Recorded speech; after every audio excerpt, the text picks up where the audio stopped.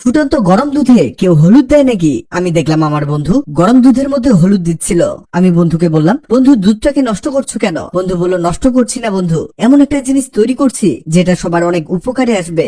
শুধু উপকারে আসবে এমনটা না, এটা দিয়ে আমাদের অনেক বড় সমস্যার সমাধান হবে। যে সমস্যার কারণে আমরা হাজার হাজার টাকা ব্যয় করে ফেলেছি কিন্তু সমাধান পাইনি, সেই সমস্যার সমাধান তোমাকে দেখিয়ে দিচ্ছি। হলুদ দিয়ে ভালোভাবে মিশিয়ে নিয়ে পরে লাগবে নারকেল তেল। 1 চামচ পরিমাণ নারকেল তেল দিয়ে আবারও মিশিয়ে নিতে হবে।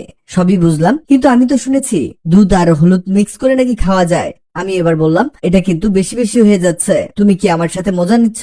বন্ধু বলল, মনোযোগ দিয়ে দেখো, এটা যখন এরকম গাঢ় গাঢ় হয়ে যাবে তখন একটা বাটিতে তুলে নিতে হবে। আর যখন এটা ঠান্ডা হয়ে যাবে তখন লাগবে কফির মিনি প্যাক, একটা 5 টাকা দামের মিনি প্যাক, এতে অ্যাড করলেই হলো। এরপরে লাগবে চালের গুঁড়া 1 চামচ পরিমাণ। এবার এটাকে মিশিয়ে নিতে হবে ভালো করে। আমি যত দেখছি অবাক হয়ে যাচ্ছি আর মিলাতে পারছি না এটা দিয়ে আসলে কি তৈরি হচ্ছে, খাবার কিছু নাকি রেমেডি। কিন্তু সবাই তো খাবার উপকরণ দিয়ে একটা জিনিস তৈরি করেছি, এটাকে একেবারে স্মুথ একটা লিকুইড বানিয়েছি। এটা মূলত আমরা ব্যবহার করব আমাদের ত্বকে, কারণ এতে আছে দুধ যা আপনার ত্বককে ডিপ থেকে ক্লিন করবে, রোদে পোড়া ভাব দূর করবে।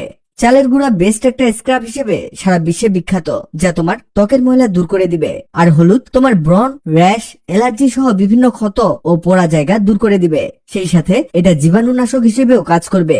দেখো বন্ধু, এটা লাগিয়ে নিয়ে অপেক্ষা করবে যতক্ষণ না এটা শুকিয়ে যায়। আর শুকালে এটাকে এভাবে ঘষে ঘষে তুলে নিবে। এতে তোমার স্কিন তো ক্লিন হবেই, সেই সাথে অপ্রত্যাশিত লোম ক্লিন হয়ে যাবে। দেখলে তো কত ছোট্ট একটা জিনিস, কিন্তু কাজ অনেক। এই ভিডিওটি আপনার কাজে আসতে পারে, তাই দ্রুত খুঁজে পেতে টাইমলাইনে শেয়ার দিয়ে রাখুন। ভিডিওটি ভালো লাগলে লাভ ইউ একদিন। এমন সব তথ্যবহুল ভিডিও পেতে ন্যাচারাল বিউটি হ্যাক্স কে লাইক ও ফলো দিয়ে রাখুন।